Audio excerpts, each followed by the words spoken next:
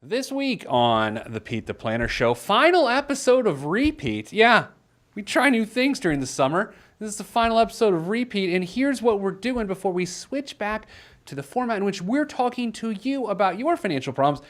I'm having on my favorite financial podcaster. This is my gift to you, introducing a person you probably already know, Joe Saul-Sehy. He is the host of Stacking Benjamins. The long overdue visit to our show. Welcome to the show, Joe. You are making me blush, Pete. Stop it. No, keep going, really. Now, I've been on your show several times, and until today, I haven't returned the favor, which is like one of those things, like if you invited my wife and I over to your house, if we ran out of excuses of why we couldn't go and we finally made it over there, and then it would be our turn to invite you guys to our house, this is where we find ourselves. This is the kind of friendship we have, Pete. Yeah, well, you know what? You and a lot of other people have this friendship with me. So, Joe, I love your show, Stacking Benjamins. Give us a little bit of background. Like your show is similar to ours. It's lighthearted. People learn a lot of stuff. This is what I hope our show is, by the way. And how long have you been doing it? 7 years. Can you believe that? Wow. What was your background for that? Were you a financial advisor part of that? So I was a financial planner for 16 years, and I sold my practice when I was 40. I worked with Ameriprise Financial and American Express, and during that time, I also did some media spokesperson stuff. I wasn't one of their official PR people. I was that guy in the field that knows a little bit about money, so they'd always have me do the CNBC or the Wall Street Journal or the local radio show, that type of stuff. Yeah, you know what? That's not too different than my path. I mean, sure, I'm a lot younger, but... And way better looking. I don't know. We were like pulling up some of your stuff earlier today, and I shaved my head recently. We don't look that different now. I'm about there. Yeah, I am so about there. We have a new sponsor, which is a hair growth sponsor on our show. Really? And and I was telling our ad person, I said, really? And she said, no, they want the comedy. Because really, Stacking Benjamins, the joke among our listeners is, if you learn anything, keep it to yourself. Yeah. Because when we started the show, I was listening to Car Talk, Pete, and I realized that nobody was doing Car Talk for finance. I love this show. For the people that don't know what it is, these guys, Click and Clack, these brothers, sadly one of them just passed away, but they still keep airing the episodes because they were so phenomenal. You get engrossed in car culture, but you never really learned anything about a car. Yeah. And all of a sudden I realized that was the show I wanted to have, a show where we just have fun and we talk about money topics and introduce people to great people like you. But, I'm not really that interested in learning something. I just want to be enveloped in it. No, I'm with you. I love that show, and that's why I like your show too. You and I are going to tackle a topic today, though, that I love, sort of complicated and convoluted financial products and concepts that I'll go as far as to say people love to put absolutes on these sorts of products. Like, because they're so convoluted, you can maybe get away with saying these are great and they guarantee you things, or you can go the other direction, Joe, and you can say, these are bad because they're too complicated. Let's you and I decide that today. Where shall we begin? Oh, how about with probably our mutual favorite, annuities. You want to talk about annuities? I do, because I would almost say financial counterculture thoughts about annuities, because I know how our industry feels about them, and I know how I feel about them. How do you feel about them? I think, and let's do the positive first, and this may be close to what you're thinking, Pete, based on what you just said. I think that annuities are changing quickly. I think this area of the market is ripe for disruption. So for people that don't know what an annuity is, it was meant initially as a lifetime income vehicle, like a pension that you could make for yourself, where you put money into it, and then you could do this thing called annuitize it, where you turned it into payments for the rest of your life. And then the annuity industry kind of went off the rails and started doing all kinds of crazy things with them. But there's some companies now, Pete, as you know, that are doing some exciting things with annuities. And this idea of us living a long, long time, annuities can be an exciting thing, but sadly, there's still a lot of them that really, really stink. You can say suck. So here's how I feel about them. First of all, annuities are issued by insurance companies. So if you purchase annuity, Joe, as we know, you're actually purchasing insurance in some way, and you're passing the risk, ideally, onto the insurance company. And for that, I understand, and I think there's some investors where their investment advisors are like, no, we can deal with this, but ultimately the risk falls back in the lap of the investor. But with certain annuities, you're able to buy the right to transfer that risk. Is there anything wrong with that? I don't think so at all. I think if we strip it down to that, annuities can be pretty awesome. Ben Stein, the guy that was, he's the economist of Win Ben Stein's Money and Ferris Bueller's Day Off, the teacher. Of course, he's great. Yeah, Ben Stein said very famously that annuities saved his parents' retirement because they're not savvy at all, and because they put money into some very basic annuities and they were never going to understand it no matter how smart their son was. Annuities help them retire. So but it's basic.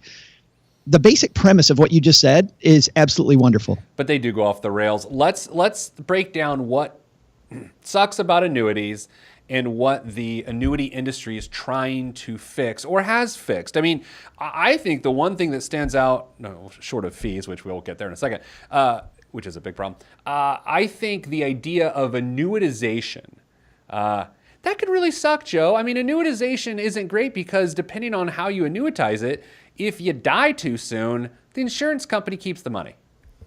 I prefer not to die too soon. That's my strategy. Right? Yeah, so if I can do it that way. That's a huge issue, though. I mean, dying too soon, but like when you plan poorly and the insurance company keeps the money, that's bad.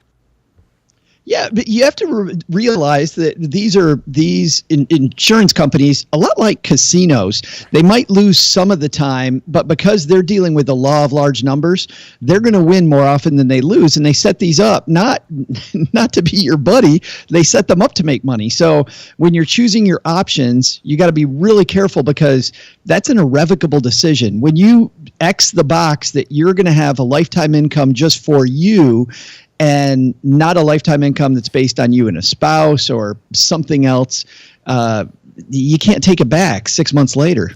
Yeah, it's funny because a lot of times that's called life only. In the whole thing with this, have you ever talked to an actuary? I mean, have you ever talked to an actuary who comes up with these things with insurance companies, Joe? I have. We actually had a guy from Haven Life on our show. And believe it or not, Pete, he was actually kind of funny, which I think... I don't believe you. I know, right? You get a few actuaries in a room. Imagine that party. Like, their holiday party has got to be... It's got to be... Like, what kind of jokes do actuaries tell at the holiday party? Well, I do know this. I know one actuary, and he drinks a lot. But I get it, because he's him. I'd have to, too. But so that's the one thing that needs fixed. And insurance companies have done some interesting things to give consumers better options when it comes to withdrawals. What are they doing? Oh man, lots of things. Number one, you don't have to necessarily annuitize your annuity to take it. In other words, you can just take pieces out in chunks whenever you want it. They also have there are some guaranteed minimum withdrawal benefits, which mean that if you stay within certain parameters, you can make sure your money lasts forever. So almost like you have a tree and the apples just keep coming every season. Sure. And you don't have to uproot it, which is, unfortunately what some people do. So those are a couple of the exciting things, but there's, you probably know 5 more. No, that's the essence of it.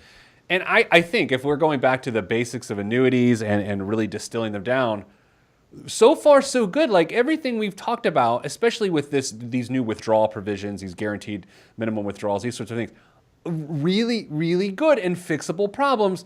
But Joe, we run into some bigger issues, and they begin with variable instruments and they end with fees.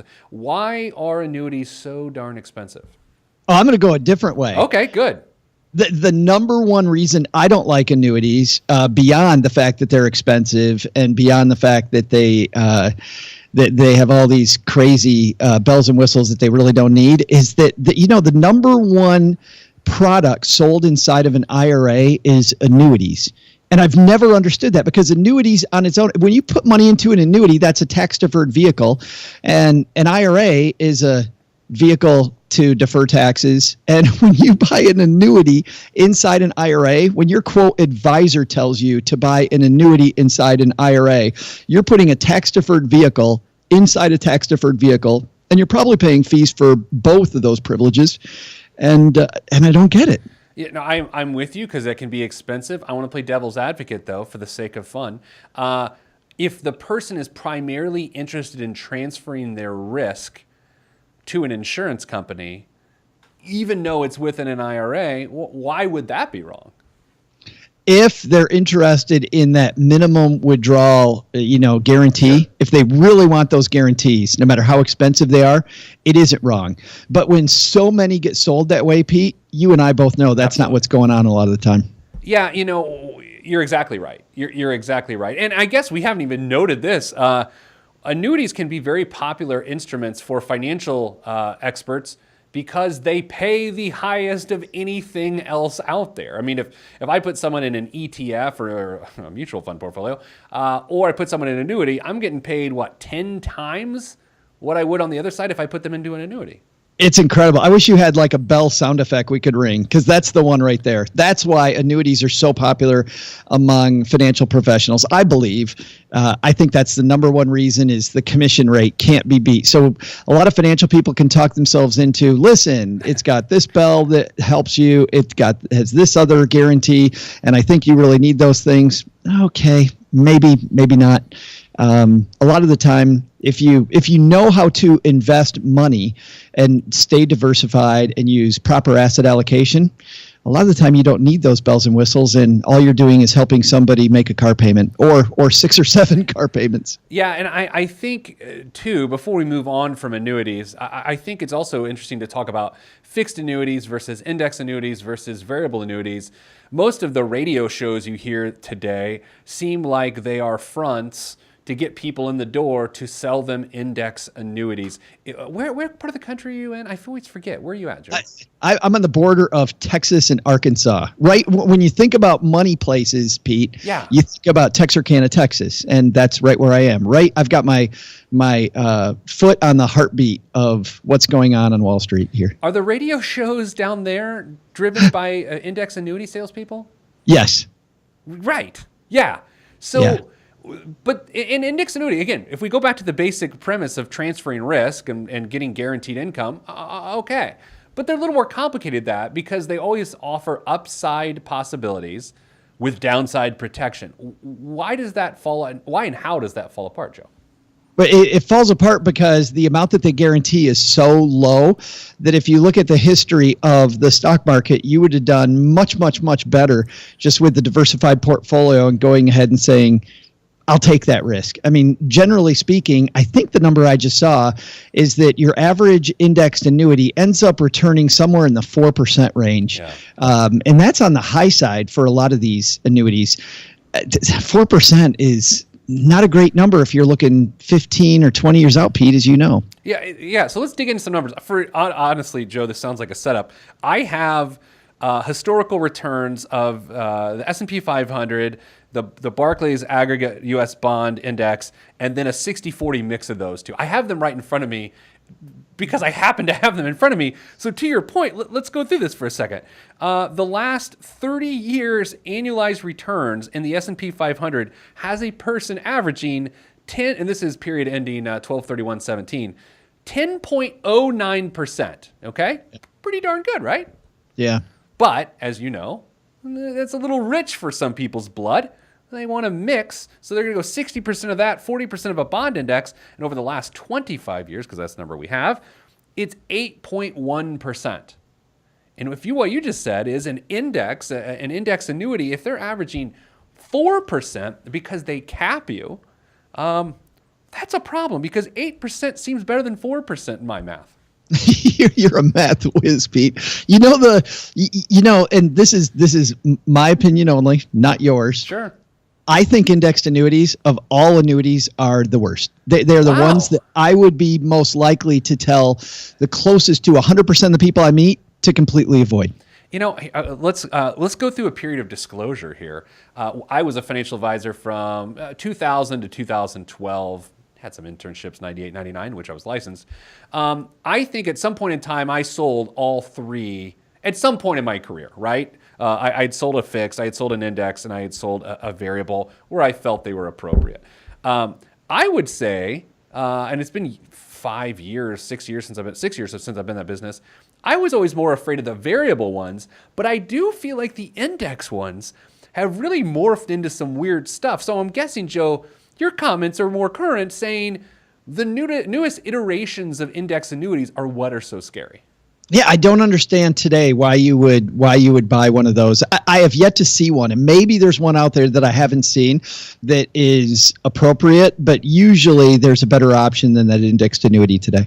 I'm still going. I will wrap this conversation with my thoughts, and you can disagree. I'm still going to go without the rule of absolutes, and to say I think almost every financial product ever created has a place somewhere. The real question is, how many places does it have? Yeah, would you agree with that or disagree with that? I totally agree with that. I think there's a lot of salespeople out there putting square regs. What's regs. that? Square regs. It's the SEC. Square regs. That's right. Square pegs and round holes. And the reason that we alluded to earlier, didn't even allude to, we just bashed earlier, is commissions. People putting things in the wrong places. I don't think there's a product type out there that was made with malicious intent. Every single one of the product types out there were created to solve a problem, and then the industry got a hold of them and said, hey, well, maybe we could juice up the sales a little bit if we put this snazzy thing on it. Yeah, not so much. I think the worst thing I've ever seen in terms of an annuity is I saw a person with a variable annuity inside of a wrap account back in the day. So they were paying like 3.5%, 4% all in on the annuity, and then like a 1.75% management fee. And that advisor should be in a federal penitentiary. That is so. Hey, not only am I screwing you on the fees on this annuity, I'm going to throw another fee on top of it. I love it. What's the next convoluted, complicated product that people find themselves into or they hear about and they're all messy? What do we got next? I love this, Pete. Let's go to permanent life insurance. Permanent life insurance. So again, it's often grouped with annuity, and it's often sold by the exact same people. I love permanent life insurance, which we've got people now. The second I said that, Pete, you know what's happening. There's people screaming at their device that I'm an idiot just because I said I love it. But I don't mind it. I don't mind it. I think it's fine for the right person. That's the way. Absolutely. And once again, the big problem, I see it sold far more often to the wrong people. And much like a timeshare, they're sold the wrong way. Like people don't understand the product that they have, and because of that, they use it incorrectly. They hate it, or they're just not the right target. Yeah, so again, disclosure, I've sold permanent life insurance to people that I felt it was appropriate for at some point in their life. It was by no means a majority or even a big part of my business. I don't have a problem with permanent life insurance. My big issue, Joe, is that people often don't have the right face amount of life insurance because they spend all their premium on permanent life insurance instead of actually protecting their family. Yeah, the permanent life insurance is so expensive. And, you know, people say that permanent life insurance is a ripoff, Pete, and that drives me crazy because it's not a ripoff. It's designed to last your whole life. And think about that. If an insurance company knows there's a 100% probability that they're going to have to pay a claim later, they're going to have to, over your lifetime, recoup that money.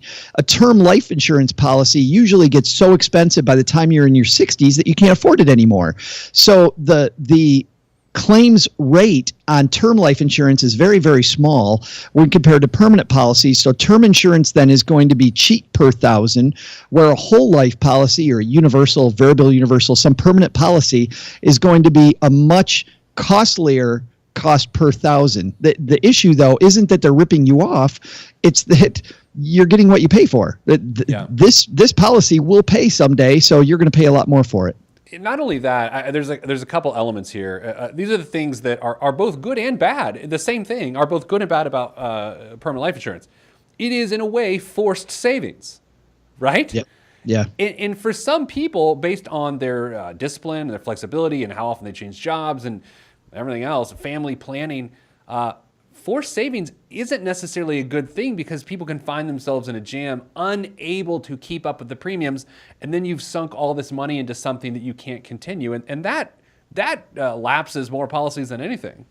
It's so frustrating to see people getting to the time of their life when they need the policy. And this is, and the cost of a permanent life insurance policy becomes more expensive per $1,000 that you have as you get older, meaning that when you're in your 20s, that cost is low. When you're in your 70s or 80s, the cost is very, very high. And so that's why people front load policies. They put a bunch of money in cash. Really, when life insurances were first created, that pre-funding was not meant as for savings as much as it was prepaying ahead of time for this expensive stuff you're going to buy later. And because people think that less is better, people don't understand the concept of you want to put a lot of money into these policies, a lot, so that they run very economically later on. I'll give you an example of what I'm talking about, Pete.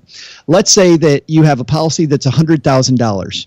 If you sock a bunch of money into that over your lifetime and you've got $75,000 of cash inside it, the way that most of these policies work is the only amount of life insurance you're buying is the difference between the cash, $75,000, and the death benefit, which is $100,000. So you're only paying for $25,000 of life insurance.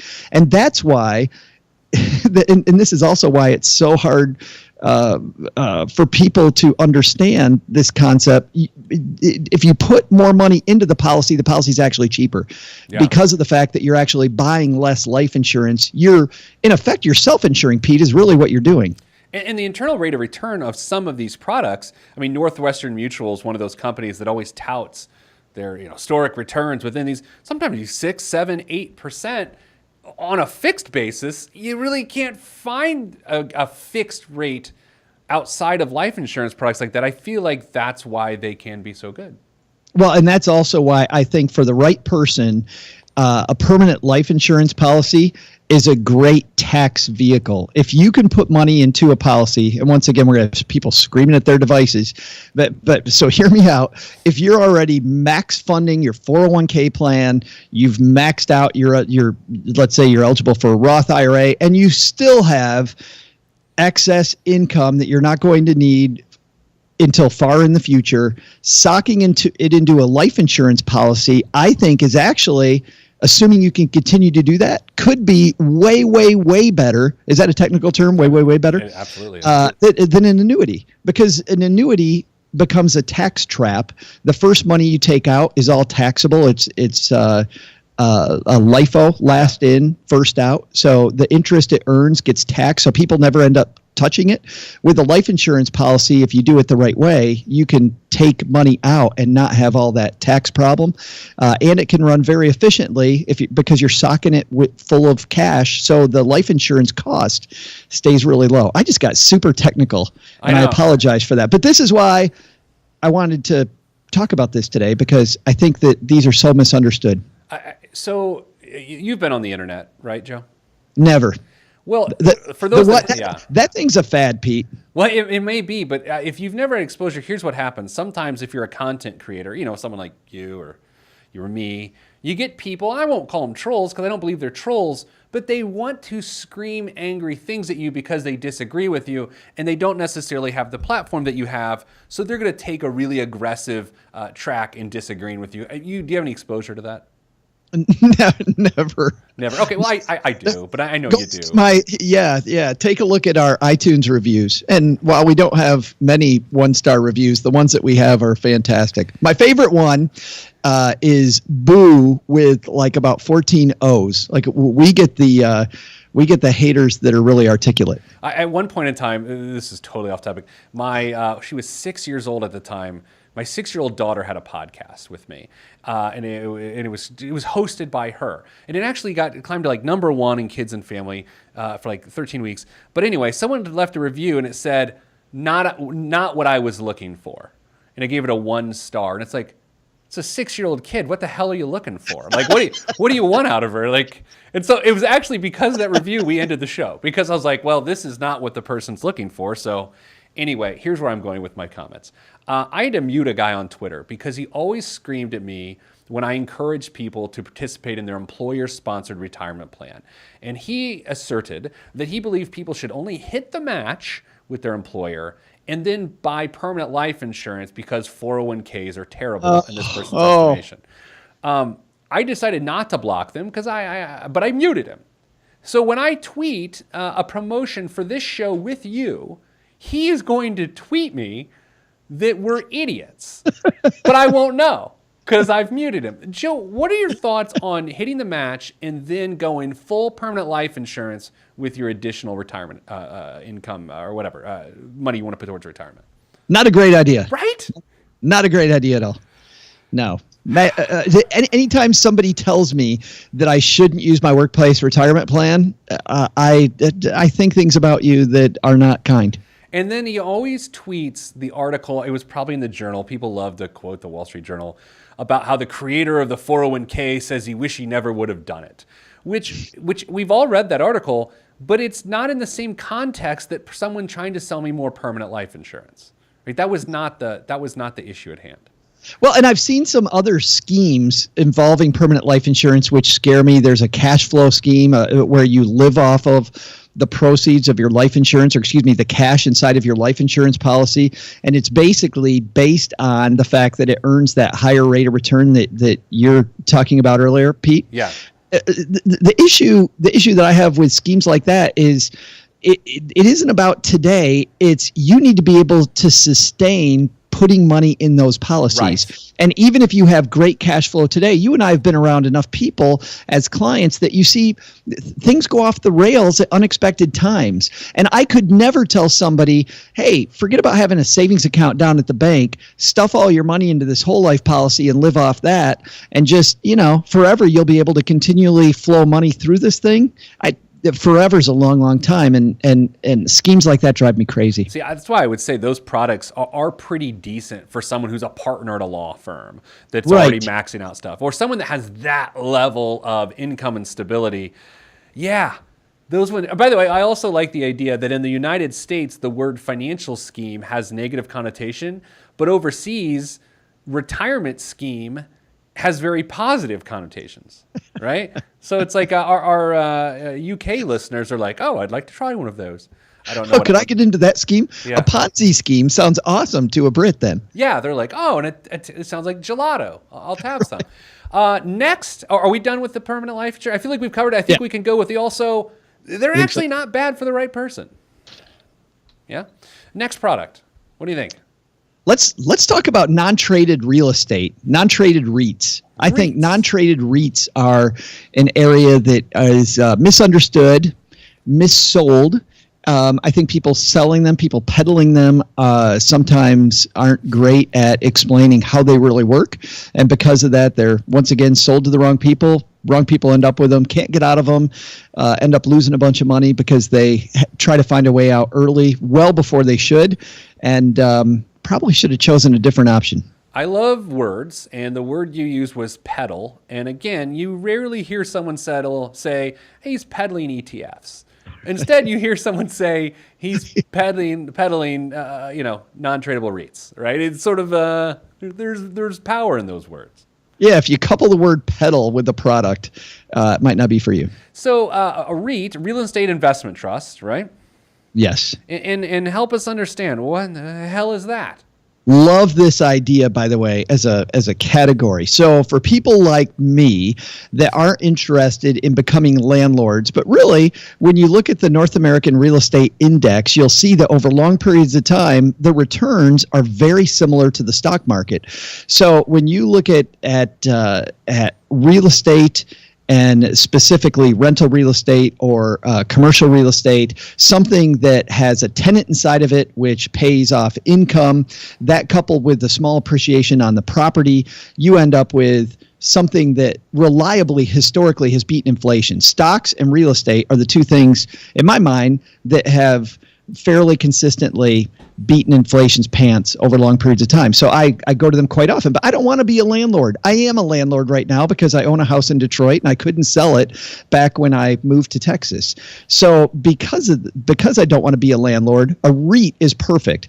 I give my money to a management team. That management team has a bunch of properties. You can look at the prospectus. You can look at all the information about the REIT, and it will tell you if they own strip malls, if they own nursing homes, if they own ski lodges. They might own theme parks. different REITs own different things. The cool thing about a REIT is that this real estate pays out dividends that are fairly high. And usually when it comes to a bond, I worry about high income streams.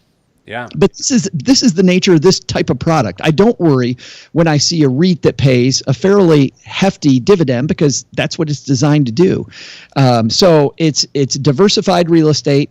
You can look and see how it's diversified before you invest, and generally has great property management attached to it. But the ones that are not tradable creates other elements because to get out of the product, a certain period of time has to pass, or certain functions have to go on. What are those situations that someone can actually get out of one of those things? Yeah, this is the convoluted type of REIT. It's the non-public REIT or non-traded REIT is what I refer to, Pete, as a baby REIT.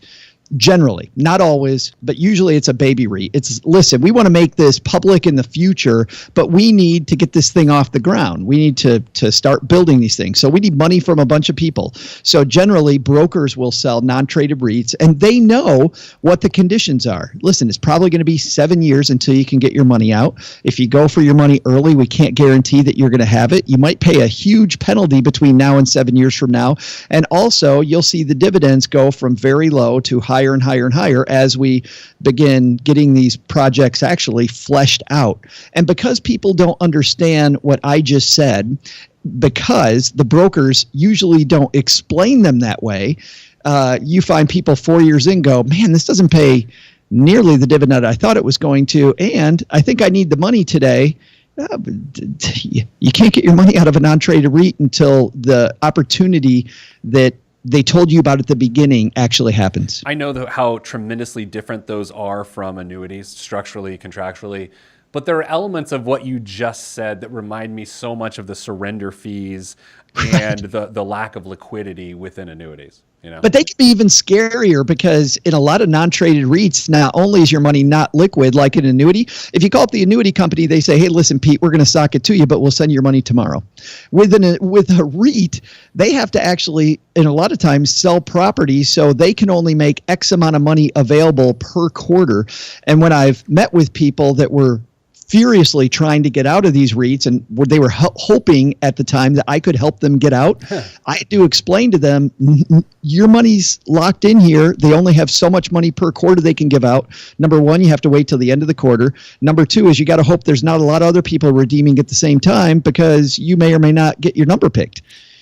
Yeah, and then I mean, I have to say, and this is totally out of left field, it seems like you would be more susceptible to be part of a Ponzi scheme because I know if you're desperate trying to get your money out, maybe they go raise money from someone else to pay you out, and then it starts to really turn into a scheme. Like, I'm not saying that's how non-traded REITs are, but you could see how that could happen. You totally could see how that happened. In fact, the one time we almost got burned on the Stacking Benjamin show, our producer, Richie, did some homework on a guest. I had already done the interview before we found out that the guy had 4 open lawsuits in California about his real estate for specifically, Pete, what you're talking about. There was a deal where you gave him money and he invested that money in real estate. And, man, he was a great talker. Product sounded awesome. And it turned out he probably wasn't as above board as we had hoped. So that's an interview people will never hear on our show. Now, out of respect to your time, do you have time for like one more, or have we covered the 3 main ones you wanted to cover? Well, I actually had one more, and I haven't done a lot of research into this area, but I know that it's convoluted. Unit investment trust. Oh yeah. Yeah, I remember from back in the day, I dealt very little in unit investment trust. The way I would explain it, though, back in the day, if I can remember right, is it's sort of like a mutual fund, but there's a hell of a lot less positions within it. They're small. They're sort of, to some degree, a smaller mutual fund, but of course there are other elements too, right? Well, yeah, and the price of the unit investment trust is going to go up and down based on the demand of the fund. With a mutual fund, it's called the net asset value, and that's basically the value of all the guts of it. Everything that's inside of it creates the trading price. With the unit investment trust, it's how hot is this fund, and the guts are kind of different. So. Yeah. Here's my big takeaway, Pete, from unit investment trusts, and we don't have to spend a lot of time on these guys, but it seems like there's a lot easier ways to take care of the same business that unit investment trusts try to cover. And if there's easier ways to do it, why wouldn't I choose the easier way? Yeah, and usually there's a time frame as part of a UIT as well, right? Yeah, like a CD that moves all over the place, and I'm not sure why or how. I do remember in one client meeting, someone asked about unit investment trusts, often called UITs, and you were calling them UTIs, which is something completely different, and it was awkward. And I was like 20-something, so I could not stifle the laughter, and they left. Investing in UTIs is a booming industry. Yeah, it's a sticky situation. So listen, you are doing financial comedy shows around our fine country. Are you podcasting live streams out of comedy clubs? What is happening? What are you doing? We're taking our show on the road, Pete. And if we were coming to Indy, we'd love to have you as our guest. But this first tour, we're not. I'm so excited to do live shows at comedy clubs in Orlando. We'll be in Orlando on September 25th, the day before a big financial conference called FinCon. And our special guest there is a woman, Michelle Schroeder Gardner, who paid off $35,000 in debt in a very short time, and then created this huge blog called Making Sense of Sense, where she makes six figures every month, and she's going to tell her story. Jeez. On top of that, we've got some special segments, of course, because it's the Stacking Benjamin show. We've got a ton of bad dad jokes and horrible comedy. But then after that, 2 weeks later, we'll be in Kansas City on October 9th. And that's going to be a lot of fun. I can't tell you who the main guest is, although I think Kansas City people are going to love who we got there. And then and that's at the Improv out by the airport. And then on the worst airport in the world. Kansas City? Yes. Well, you know what's funny is it's a great airport, but they built it before all of the security stuff. Yeah. So they have all those temporary walls all over the place that they built afterwards. So yeah. It's not good. But anyway. Yes. And then third, October 24th, we will be at Go Comedy Theater in Ferndale, Michigan, just north of Detroit. And there we have one of my favorite storytellers, a guy who's always on The Moth and on Snap Judgment. Shannon Cason is going to be our main guest, and local personality Joanne Purton will be there, along with, we're going to have as many local financial people, Pete, on these shows as we can get. Nice. And you know what happens? You get a bunch of financial people on the room and you start telling bad jokes. It's all downhill from there. Well, make sure you get some index annuity guys. I think that'll really round out the show. Just to put him to sleep. Yeah. StackingBenjamins.com/tour if you'd like to join us. Tickets in all three locations are $10. And be one of the people that subscribes to Joe's podcast, like me, Stacking Benjamins. You can find it wherever you get your podcast. Joe Saul Seahite, thank you for your inaugural performance here on our show. Needless to say, this will be our most popular show ever. I'm sure it will be. Thanks, buddy. I appreciate it. And please let me lean on you to do this again. Oh, thanks for having me, Pete. This was a blast. All right, that's it for this week's show. Next week, or our next Thursday podcast, we are back with you on the show, me digging through your financial life. New format that way. We'd like to keep it interesting. Thanks for listening, and we'll talk to you next time.